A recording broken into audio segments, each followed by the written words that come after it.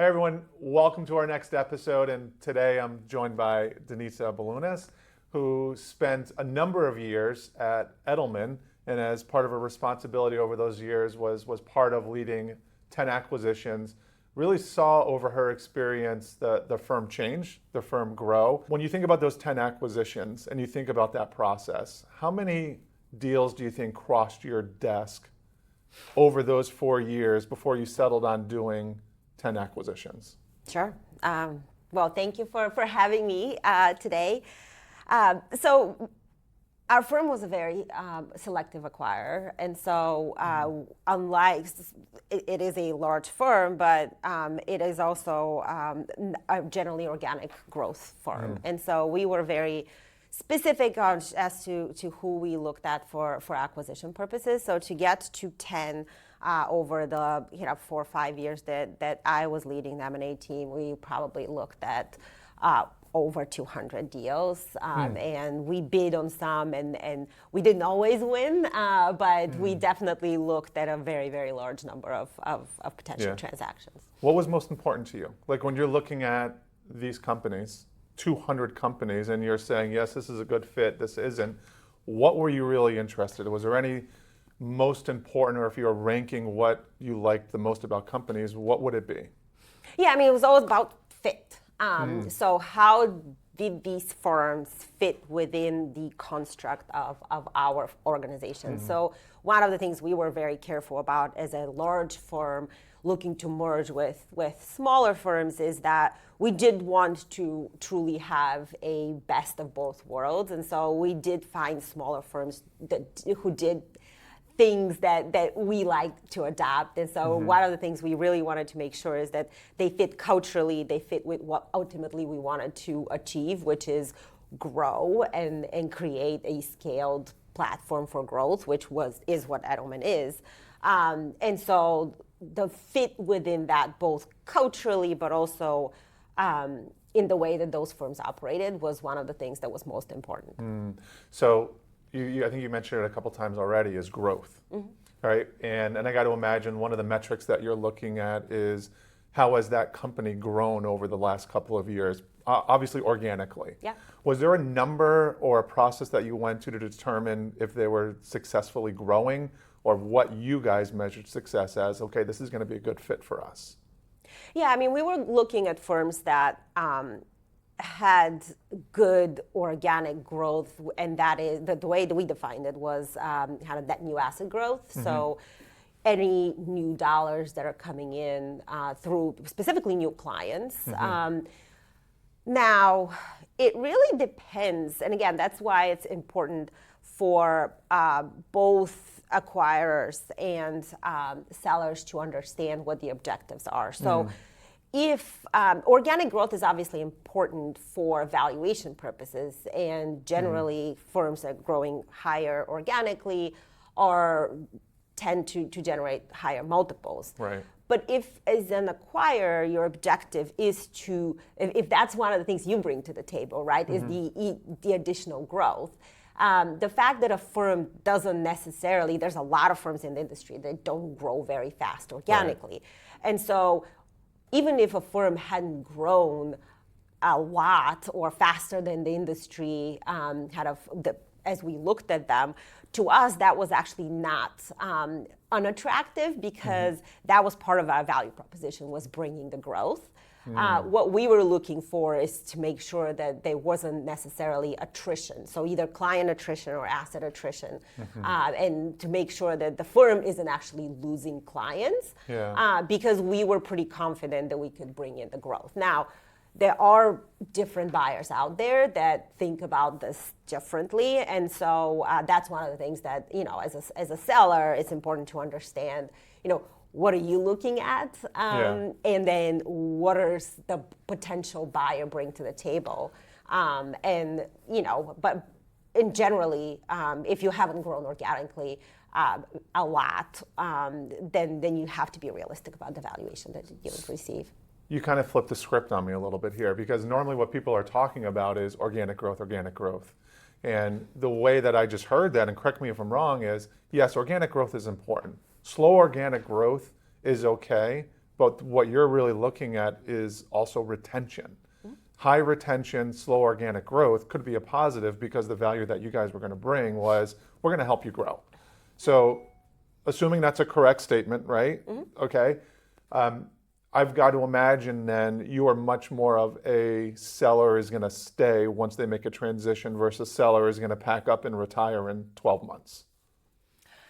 Yes. So generally, and I think there's a lot of buyers out there that think that there is a need for continuity just because post-acquisition there's a transition period, especially if you are integrating firms within a large organization. And so we always wanted sellers to stick around for at least a couple of years. And again, depends on how large the firm is there a G2 that's already in place? And again, we've acquired firms that already had started, there was a principal who wanted to retire, already started transitioning the book.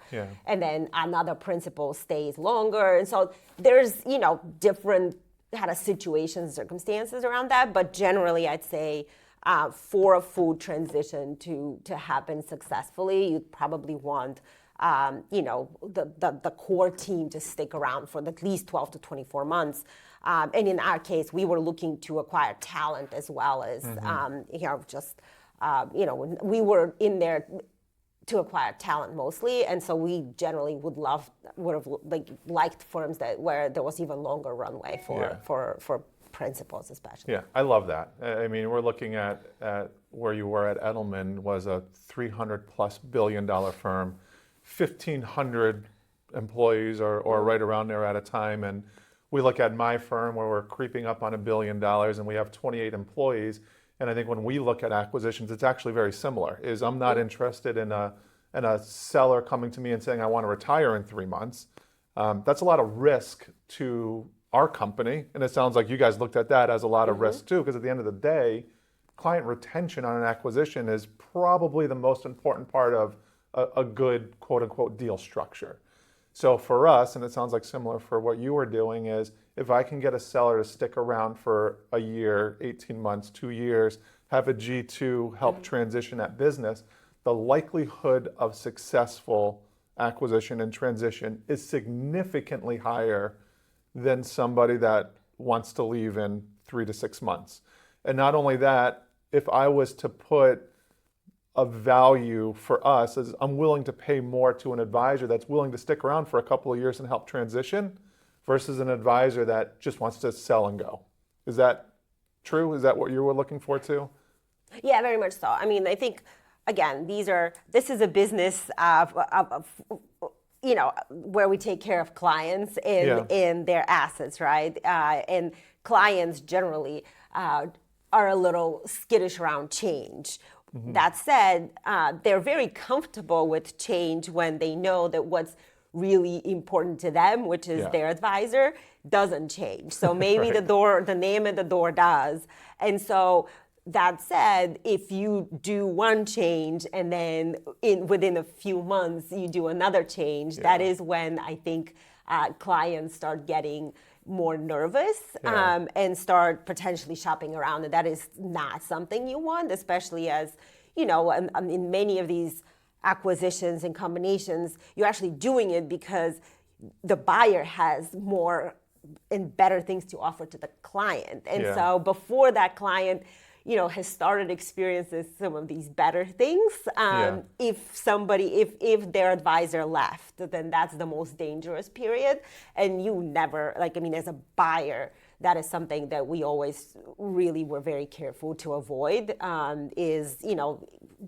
we would not have looked at a firm where people wouldn't stay for at least a year or two. So that was one of your walkaways if someone said to you is, it's a red flag. I want to be out of here in 6 or 8 months. If that was a client taking advisor, yes. Yeah, we're in the same boat. At the end of the day, the client has a choice, right? The client is not part of the sale. The client has a choice of making the transition with the seller, and their choice is to stay or go. And we want to make sure that every client wants to stay and put them in the best possible situation. So out of those 10 deals, acquisitions that you led, I can't imagine all of them went perfectly smooth, right? If you can reflect on those 10 deals, can you talk a little bit about maybe one or two of them that didn't necessarily fail, but maybe didn't go as smoothly as you would have hoped or expected, and primarily why? Like, what was the reasons why in your mind that maybe it didn't go as well? Yeah, I think that actually it's funny. Because we did so few, the ones that we did actually did go very Amazing. smoothly. That said, I mean, there were things along the way that we learned where, for example, the very first acquisition we did, we acquired a tax practice alongside, and that was one of the things we were looking for. We wanted the tax practice to be part of the deal. And one of the things we did learn, though, is, we as a firm hadn't operated tax practice before. And so, how do you diligence a tax practice? How do you actually gauge capacity for some tax professionals? And how do you actually scale that? That was one of the things that was a learning for us. And so we ended up actually shifting gears a little bit and we stopped doing tax returns and we focused on tax planning because we didn't find the capacity that we thought we could have as part of that deal. And so again, it was a very successful deal all around, but we learned a lot about, there's things that some of these firms do that we didn't do at the time. And so really being able to digest some of that difference and make that a success, that was one of the things, being able to really adapt what we did to keep and amplify the good things about the firm. So that was, one of the learnings that we had. And then the other one was a little bit around just we as an organization where we were going through a technology transition, for example. And so we acquired, a few firms in a year where we generally wanted firms to be integrated pretty quickly because once they got integrated, they took maximum advantage of all that we had to offer. But because our own technology change was going on, we weren't able to transition them as quickly. And so there were a couple of firms that were unintegrated for a longer period of time. And so we had to be very thoughtful about how do we actually manage that and ensure that they have a smooth experience, that their clients are still getting benefits out of the deal while they were sitting and not being integrated. And so those were things that I don't know that we could have done anything different because the company has to update technologies and we do want to take advantage of the deals that we have and when we see good firms. But I'd say one of the key learnings that we had is M&A is just change. It's change for everyone. And so I guess the better you learn how to manage change, the better all the deals are going to go. But so there's always learning. Yeah, it doesn't sound like it was a fit issue. It sounds like it was more of an operational issue on your side of being prepared for this, which is obviously kudos to you guys doing the due diligence the right way, right? So when you think about those deals that went well, let's ask the same question. Why? Why did they go well? Well, that is part of it is, we learned a lot. And again, I've in my career been I used to be a consultant before early in my career, and I consulted on a number of deals that hadn't gone well. And so I had seen a lot of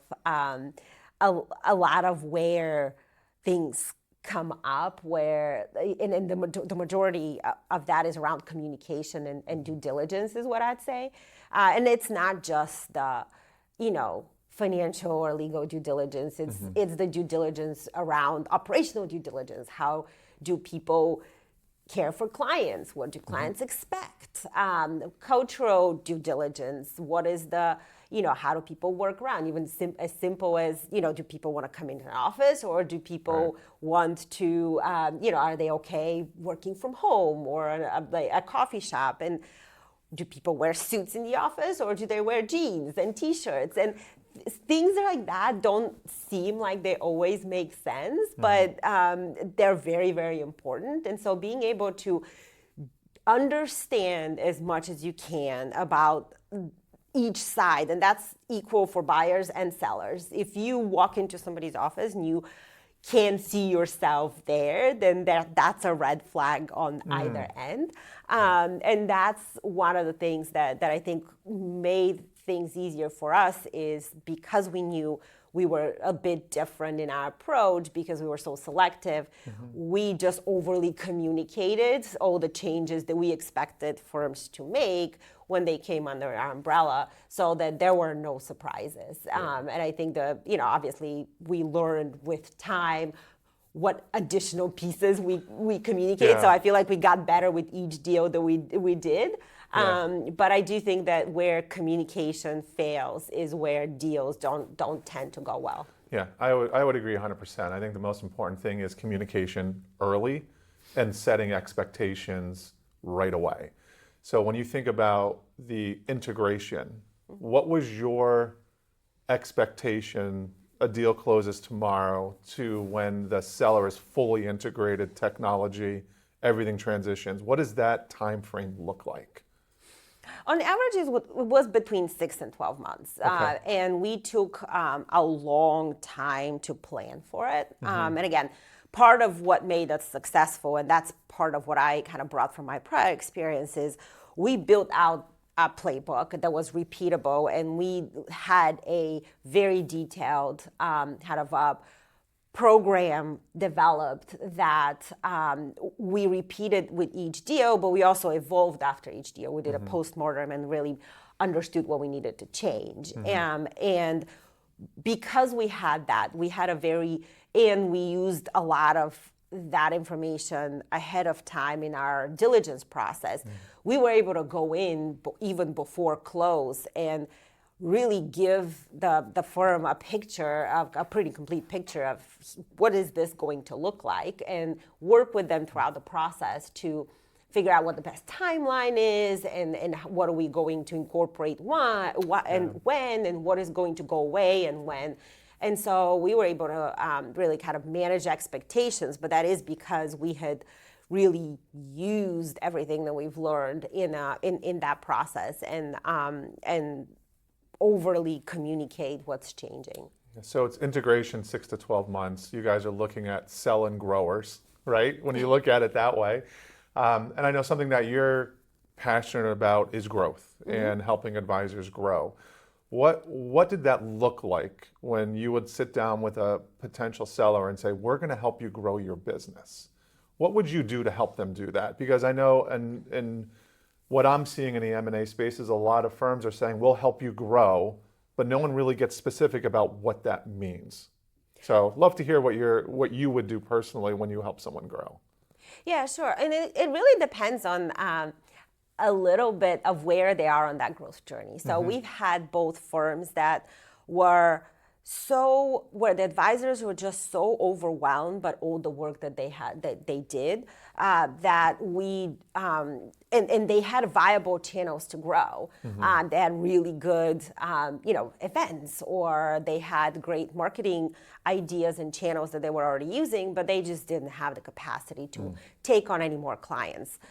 In those cases, the value proposition we had is, again, we were able to take off a lot of the plate of those planners or advisors by centralizing a lot of the kind of back office operations and a lot of those functions that aren't really needed to take care of a client, and then invested in those channels that are actually growing, that are working. And in some ways, we even use some of those channels more broadly in the organization. And so we brought in best practices with some of those acquisitions, which I thought was pretty attractive for some of those firms, because then they could see the ideas they had really live beyond their own firm. So that was one. Obviously, if we saw a firm that was already growing and had potential, then we just created more capacity and invested more in their growth. If there was a firm that we thought was just struggling with organic growth, then our firm would make sure that we were providing those types of clients through our marketing efforts. And so it really depends on where a firm is in their growth journey and their growth aspirations. But I I think it's an important question to ask if you're a seller, because the details matter. Yeah. And the last thing you want, for example, is if you feel like you have a great marketing program and all you need is capacity for a buyer to come in Right. and say, no, you can't do that, and let us tell you how to do your marketing. Right. And so if something's important to you, understanding what's going to happen with it and like post-close is going to be very important. Yeah. So I think for any firm right now in our world, growth is one of the things that we're really, really measured upon. And for those firms that are struggling with growth, and I think capacity is a big one. In other words, you have a solo practitioner or maybe a 2 or 3 person team, is they just don't have the capacity to do it all. How do you help them? Like, what would you be telling them about, hey, I'm getting ready to sell my business? Might be 2 years out, 3 years out. They've had slow growth, not no growth, but slow growth. How do you help them set themselves up for success if they were to go to market and sell their business in 2 or 3 years? What would you be focused on for them?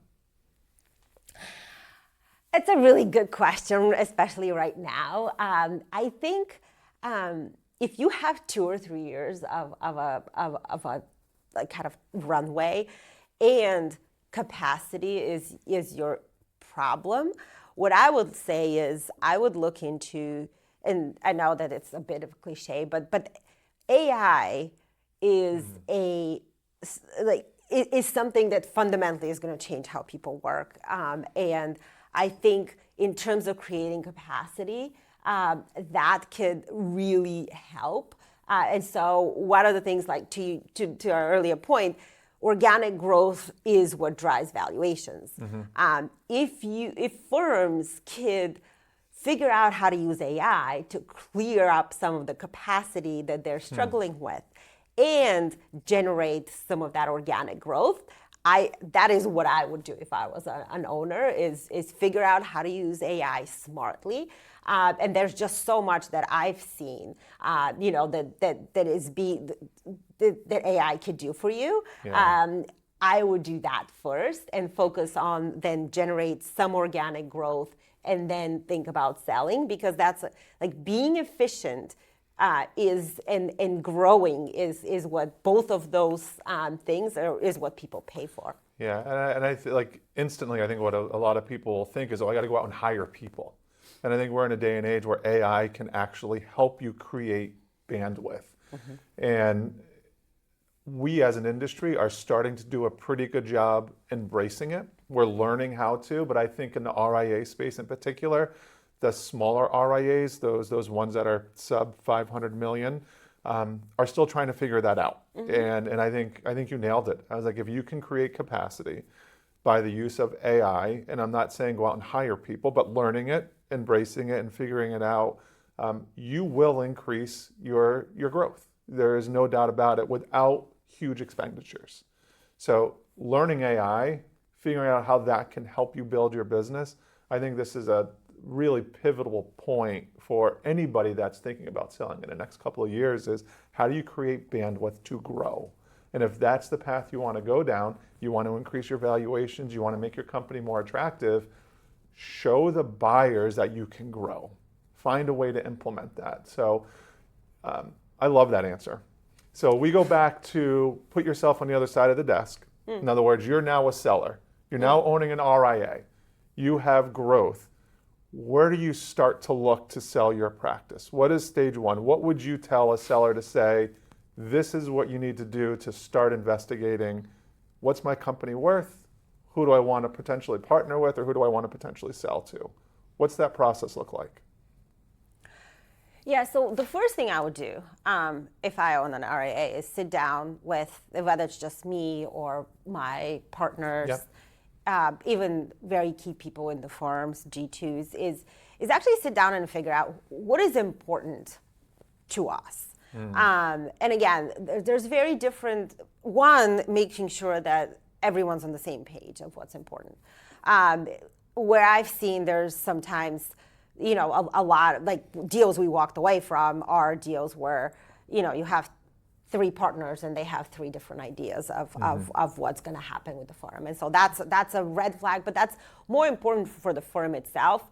Do partners want to retire within a certain period of time? Do they want to stick around?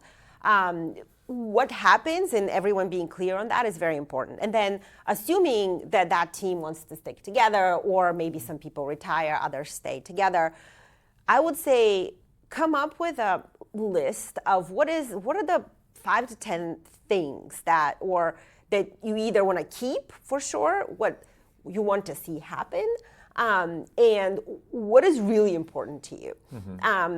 And start with that list.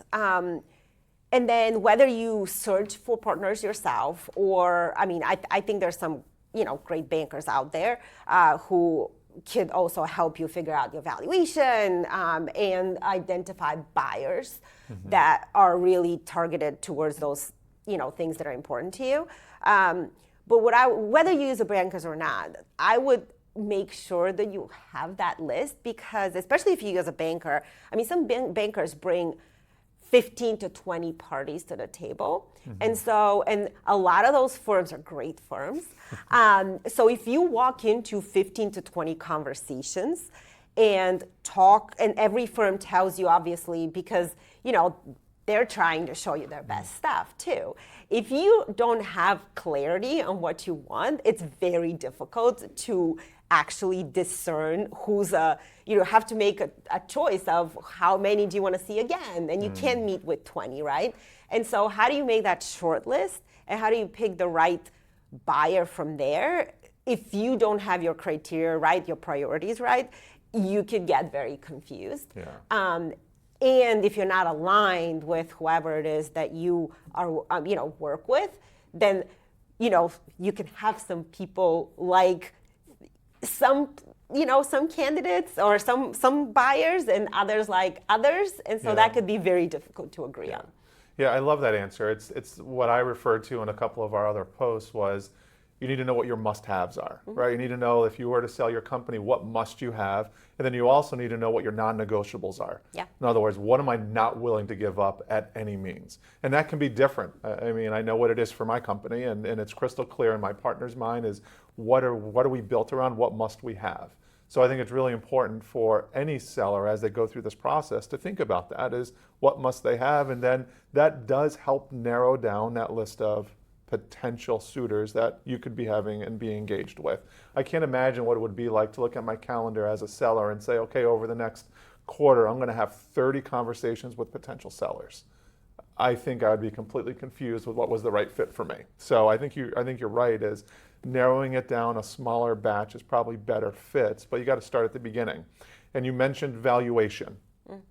And this is an interesting point as we start to wrap up today, is when you're now sitting back on the buyer side, how important was a current valuation to you as the buyers? You mean the valuation of whether a firm has a valuation themselves? A current evaluation. They went to a banker and they said, okay, your firm is worth, and you should expect to get XYZ amount of money for your company. How important is that? To us, it wasn't that important because we valued the firms our own way. And I think from one point of view, it's sometimes helpful for firms to do that. And from another point of view, it's not always, because different buyers are going to include different assumptions in their modeling. And so if somebody set expectations that, your firm is worth X, but for several buyers, maybe that's too low, or it might be too high, especially it depends on the assumptions, right? Like we talked about growth, depends on what you include in growth could be different between buyers and bankers. And so if you're anchored onto a high number, but the market doesn't necessarily support it, that could be,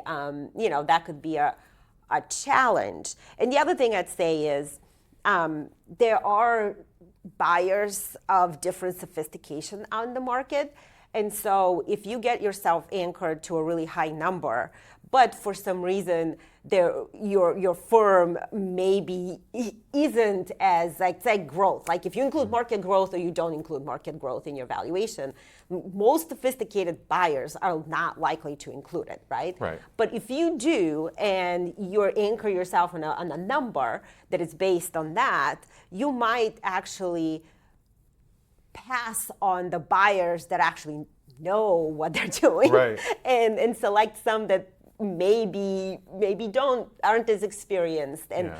aren't valuing you at the right level. And so I think it's helpful, but what I would say is I would look at more than just the valuation. I would almost say look at your non-negotiables separately, and then look at the numbers, and then match those and see how they compare. Yeah, so it sounds like those valuations from a buyer side is good information. Yeah. It's a good starting point, but at the end of the day, you're going to put it through, I'm going to put it through my own valuation and come up with a number that we think makes sense. And I just don't want people to think, oh, this is the valuation, this is what I'm worth.